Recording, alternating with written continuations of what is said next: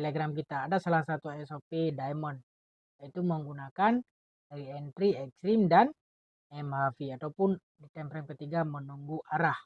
Begitu juga kalau misalnya kita ambil H1 sebagai time frame pertama. Ya, kalau H1 kita ambil time frame pertama, maka time frame M15 kita akan menunggu di top PP.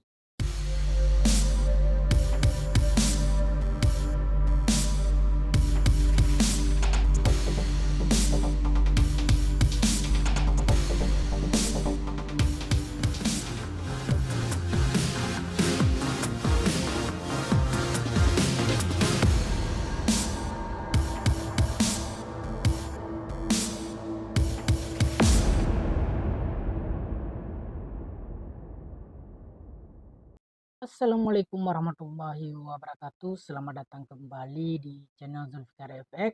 Di video kali ini kita akan sharing-sharing lagi berkenaan dengan BBM Ali. Sekaligus kita akan mencoba untuk menjawab salah satu pertanyaan dari teman kita yang sudah masuk melalui link Saweria. Oke, sebelum kita bahas lebih lanjut, buat teman-teman yang nggak sengaja ketemu channel Mimin atau baru berkunjung ke channel Mimin, mohon dukungannya dengan cara mengklik tombol subscribe, like, dan share. Jangan lupa juga bunyikan lonceng notifikasi agar teman-teman selalu mendapatkan informasi terupdate setiap Mimin melakukan upload video terbaru. Jika sudah, mari kita lanjutkan ke pembahasan. Sebelum kita lanjutkan ke pembahasan, kita coba baca terlebih dahulu pertanyaan dari teman kita. Oke, dan ini pertanyaan yang masuk dari Bang Mukmin S ya. Beliau menanyakan, "Halo Bang Zul, semoga selalu dalam keadaan sehat ya. Amin. Aku mau tanya, benar nggak sih kalau setiap hari itu pasti ada setup re-entry? Kalau bisa sekalian kasih contohnya ya Bang. Terima kasih banyak." Oke, benar nggak sih kalau setiap hari itu pasti ada re-entry? Oke, jawabannya pasti ada. Tapi kita harus tahu ya, setiap hari akan ada banyak re-entry berulang-ulang di time frame H1 ke bawah ya. Contoh, kita buka H1, lalu kita berikan tanda ini pembatas ya. Dalam satu hari ini, dalam satu kotak ini adalah perjalanan satu hari ya. Begitu juga dalam kotak ini perjalanan satu hari. Oke.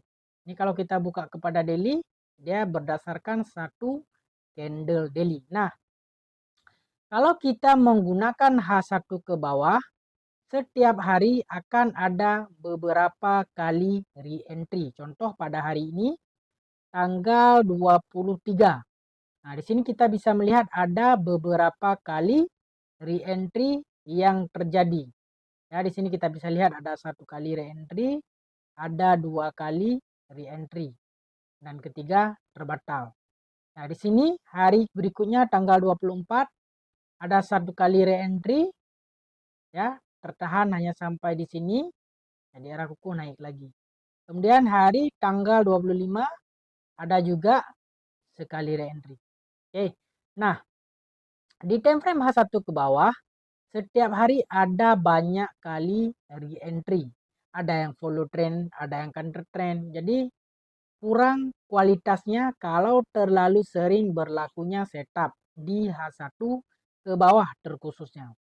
Jadi bagaimana cara terbaik untuk kita mengambil re-entry satu hari yang hanya akan berlaku satu kali saja. Oke. Re-entry yang berlaku satu kali saja dalam satu hari itu ada pada time frame H4. Ya, makanya time frame utama atau time frame pertama yang kita ambil paling bagus minimal H4. Ya, kenapa? Ya, di H4 dalam satu hari hanya akan berlaku satu kali re-entry. Apakah itu valid atau terbatal itu lain cerita. Tapi yang pasti dia akan mengambil satu kali re-entry. Oke. Nah, kenapa dalam satu hari di H4 hanya akan berlaku dalam satu kali re-entry? Karena dalam satu hari hanya akan ada 6 candle pada H4. Jadi H4 akan ada dalam satu hari satu kali re-entry, daily 1 minggu sekali, weekly 1 bulan sekali. Nah, itu setup yang akan berlaku pada H4. Jadi kalau berlaku dalam 1 kali sehari, nah itu lebih bagus daripada terjadi beberapa kali pada H1 ke bawah. Kenapa? Karena dalam H1 ke bawah itu akan ada yang follow trend, akan ada yang counter trend, jadi kualitasnya kurang bagus. Jadi sebagusnya kita ambil minimal re-entry pada time frame H4 saja. Karena dalam 1 hari akan ada 1 kali re-entry yang berkualitas. Nah, kalau di H4 dalam 1 kotak ini kalau kita tandain mewakili 1 minggu, 1 candle mingguan. Ya, 1 pembatas kotak ini kalau di H4 1 minggu open close-nya. Berbeda dengan H1. H1 1 periodnya itu mewakili 1 candle daily, open close candle daily pada H1. Sedangkan H4 mewakili dalam 1 period ini mewakili open close 1 candle weekly. Oke? Nah, jadi pasti ada re-entry di setiap hari. Kalau mau yang banyak ambil H1 ke bawah. Kalau yang agak low risk ambil minimal re-entry H4. Ya. Nah, itu setup re-entry yang akan berlaku dalam setiap hari, baik di semua time frame. Ya, di semua pair, di semua time frame. Nah, akan berlaku 1 kali re-entry di H4, terbaik minimal ambil di H4. Nah, itu cerita dia. Nah, itu juga contoh-contohnya ya Bang Mukmin ya. Kalau setiap hari itu pasti ada setup re-entry, sekalian kasih contohnya. Setiap hari ada re-entry di H4. Tinggal menggunakan multi time frame untuk memvalidkannya. Oke? Memvalidkannya seperti biasa. Kalau misalnya re-entry di H4, ya kita gunakan time frame kedua H1, time frame ketiga M15. Nah, seperti ini ya. Ini ada re-entry H4, maka kita akan mencari low BB ataupun lebih bagus bila berlaku diamond setup. Bisa mengikuti dengan SOP yang sudah Mimin bagikan di channel Telegram kita. Ada salah satu SOP diamond, yaitu menggunakan re-entry ekstrim dan MHV ataupun di time frame ketiga menunggu arah. Begitu juga kalau misalnya kita ambil H1 sebagai time frame pertama. Ya, kalau H1 kita ambil time frame pertama, maka time frame M15 kita akan menunggu di top BB. Ya, perhatikan EMA 50 karena EMA 50 adalah trend. Ya, lebih bagus kalau kita mau ngambil re-entry, misalnya re-entry H4, re-entry H1, tengok trend daily. Lihat trend daily sebab daily mewakili dalam 1 hari 1 candle close. Jadi misalnya sekarang ini trennya lagi naik. Tunggu re-entry H4. Misalnya trennya lagi naik. Kita tunggu arah kuku H4 misalnya. Kemudian H4 buat re-entry. Nanti tunggu di low BB H1. Ini kan belum ada momentum buy. Belum ada momentum buy artinya masih, kalau kita lihat BB masih dalam keadaan sideways. Ya, nanti kalau misalnya muncul momentum buy dan di H4 ada arah kukuh buy, nah kita tunggu paling low risk di low BB H1 sebisa mungkin diamond setup. Baru kita buy yang mengikuti trending yang ada pada daily. Itu lebih selamat kalau kita mau yang follow trend. Tapi kalau kita mau yang counter trend, misalnya seperti H4 ada re-entry, tetap boleh kita masuk di H1-nya ekstrim, lebih bagus bila berlaku diamond ya.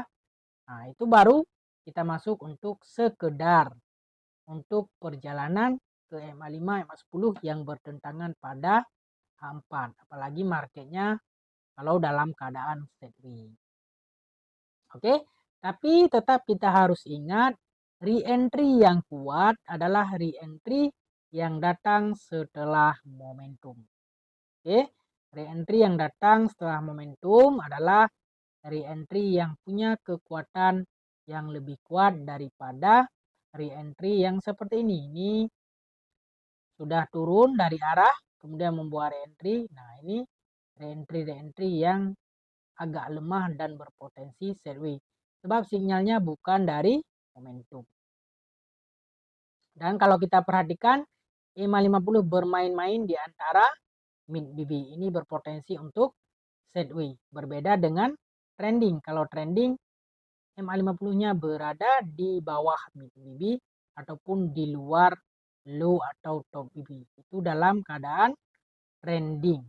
Ya, tapi kalau dalam keadaan tengah, MA50 bermain di tengah, itu berpotensi untuk sideways. Tapi kita tetap lebih selamat mengikut tren, ya. Nah, misalnya re-entry yang ada momentum, kemudian dia membuat re-entry, ini re-entry yang kuat. Re-entry yang kuat sebab dia datang daripada setelah momentum. Apalagi ini momentum yang setelah break EMA50 ataupun pertukaran tren. Oke. Nah, re-entry dalam keadaan seperti ini kuat dalam keadaan trending, ya, datang daripada momentum re-entry sampai setelah tiada momentum membuat re-entry. Nah, ini yang follow trend. Lebih selamat dan lebih kuat, ya. Seperti itu, ya. Misalnya seperti ini ada momentum, ada re-entry dalam keadaan follow trend. Nah, ini kuat. Dan dia bila berlaku dalam satu hari, dia di dalam tren ataupun dalam perjalanan candle daily, maka kita bisa validkan dengan H1 untuk kita ambil re-entry pada time frame H4. Sebab re-entry H4 hanya berlaku dalam satu hari sekali saja, tidak banyak-banyak. Jadi kalau sekali, maka kekuatan ataupun probabilitas setup itu valid, itu kuat. Ketimbang kita ambil re-entry M15. Re-entry M15 berulang-ulang berlaku dalam satu hari, ada banyak sekali re-entry. Maka di sini akan ada re-entry follow trend, counter trend, karena trend pada time frame kecil berubah-ubah karena banyak sekali perjalanan candle. Sebab dalam satu candle H1 akan ada 4 candle M15. Dikalikan kalau misalnya satu candle daily, berapa banyak candle di M15, maka sebab itu trennya akan berubah-ubah sehingga kekuatan untuk setup itu sangat-sangat beresiko. Jadi sebagusnya minimal time frame pertama yang kita ambil adalah time frame H4 untuk sebagai acuan untuk kita mengambil entry. Lebih selamat lagi apabila setup di H4 itu di dalam perjalanan candle yang ada pada daily ataupun setup yang mengikut tren pada time frame daily. Ya, itu kita untuk GPS kita atau sebagai cara kita mengambil time frame utama. Dan pastinya sesuai dengan pertanyaan bahwa setiap hari akan pasti ada setup re-entry. Cari di banyak pair kalau misalnya tidak ada di cool. Cari di Euro, GU, GJ dan sebagai banyak pair, maka kita akan mendapatkan setiap hari akan ada satu re-entry terbaik yang clean dan clear. Maka re-entry itulah yang akan kita ambil. Ya, jadi lebih selamat, lebih low risk. Oke. Sebagai contoh ini ada momentum, ada re-entry pada H4. Nah, akan berlaku sekali saja. Ini juga ada momentum walaupun kecil. Nah, kemungkinan akan ada re-entry sekali lagi. Dan re-entry ini akan berlaku satu kali sehari saja. Sebab hanya perjalanan di H4 hanya ada 6 candle dalam satu hari. Oke, sekian dulu pembahasan kita. Semoga dapat diambil manfaatnya. Mohon maaf jika ada kesilapan dan kekurangan dalam penyampaian. Apabila ada yang kurang jelas, boleh tanyakan di kolom komentar. Apabila ingin request, bisa request link Saweria ya untuk memfilter dan memudahkan Mimin dalam mengambil pertanyaan yang paling menarik. Karena kalau pertanyaan di kolom komentar di Telegram kadang-kadang terlalu banyak. Jadi Mimin kesulitan dalam memfilter. Tapi kalau di Saweria tidak terlalu banyak, itu bisa memudahkan Mimin seperti yang ditanyakan oleh Bang Mukmin. Oke, sampai di sini dulu. Semoga dapat diambil peluang dan manfaat yang ada. Semoga bisa diambil dan walaupun hanya sedikit untuk menambahkan kepahaman lagi berkenaan dengan reentry yang lumayan bagus, yang sering berlaku ataupun yang berlaku 1 kali dalam sehari. Oke, semoga bermanfaat. Sampai di sini dulu. Assalamualaikum warahmatullahi wabarakatuh. Selamat belajar, selamat mengkaji, selamat membacktest, dan tentunya salam profit.